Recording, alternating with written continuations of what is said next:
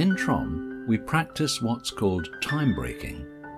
You take something from the past and experience it at the same time as the present, and compare its importance to the importance of the present. You don't do this with some psychological process of asking yourself, what does this all mean? Then search for some ridiculous explanation like your mother weaned you too early and therefore you picked wrong sexual partners. Instead, you learn and use a systematic method of handling the upset so it troubles you no more.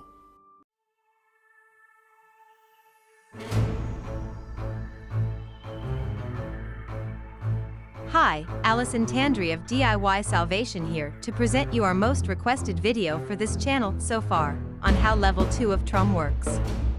No previous study is required to view and understand this video. However, you must complete Level 1 of TROM before attempting the exercise explained in this presentation. I'll bring newcomers up to speed by telling you that TROM stands for the resolution of the mind. It is a self-studied and self-applied method of resolving one's mental and spiritual condition researched and developed by Dennis Stevens. In our presentation, reference will be made to an exercise called RI, which is learned at TROM Level 1. It's a process of placing mental creations around oneself to orient them to the present and maintain one's mental balance. This exercise is repeated throughout the TROM program. Our presentation continues with a woman who has just finished Level 1 of TROM and begins her first session of Level 2. At the beginning of her session, she will do the repair of importances or RI exercise as she did the day before in order to orient herself to present time. Once finished with the RI exercise, she will now select an object from a past event in her life and place it next to an object in her present time environment that is different from it.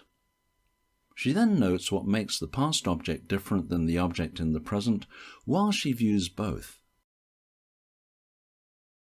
She will continue to do this until all reactions from doing such fade away. She will then view the same object next to a present time object that is similar and note what makes it similar to that object, and continue to note similarities until she can do this without discomfort, pain, or unpleasant emotion. She will alternate between both questions, what makes it different and what makes it similar, until both questions no longer produce any change. She then does the RI exercise to prepare herself for viewing another past object in the same fashion.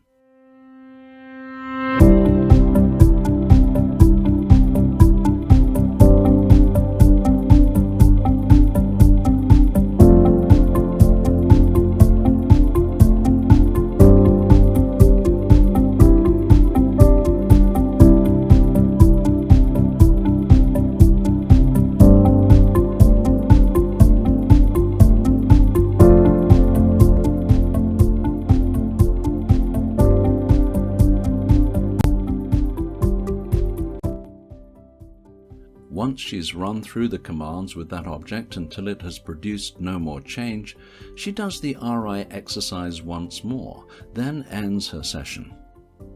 One day after many sessions of handling past objects in this fashion, she reaches a point where she can choose any past object she desires and compare it to a present time object comfortably and without reaction. She then switches to running this process with past people instead.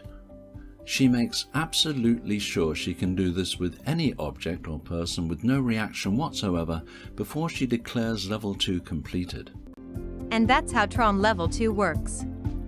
If you've already passed TROM Level 1, you can now perform TROM Level 2 based on this presentation as well as the step-by-step instructions given in this video's description. And while you're looking, make sure you've downloaded TROM 2023 from that same video description. Every word Dennis Stevens wrote in his original manual is there, plus annotations, illustrations, excerpts from the 90s lectures and a full glossary with definitions the layman can easily understand.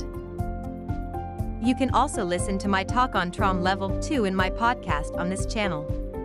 And if you have any questions or hit any rough spots doing TROM exercises, you can always email us at tromguides@gmail.com.